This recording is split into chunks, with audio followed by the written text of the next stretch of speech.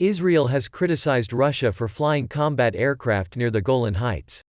After a few days ago, Russian Su-35 fighters, Su-34 fighter bombers and an AWACS A-50 aircraft, accompanied by Syrian Air Force fighters, flew near the Golan Heights, the territory of Syria occupied by Israel. Ed. Israel expressed dissatisfaction on this score, threatening a serious response and consequences. Israel said that Moscow violated the agreements between Israel and Russia on Syria by not notifying about the upcoming mission, stressing that a tough response could be given to this. Moreover, the IDF believes that the Russian AWACS aircraft could collect data on the deployment of Israeli air defense, missile defense systems in the Golan Heights and in another part of Israel, which can be transferred to Iran.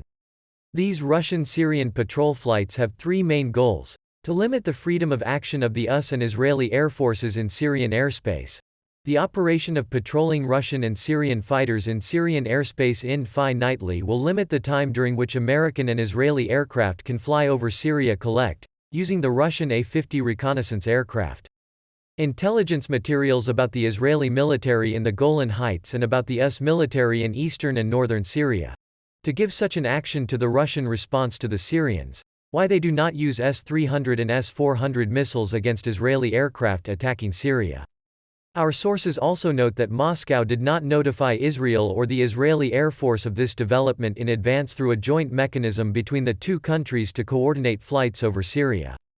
Informs the Debka edition. Experts note that such flights can become regular, while fighter jets of the Russian aerospace forces can also take part in such missions as a means of countering Israeli aggression.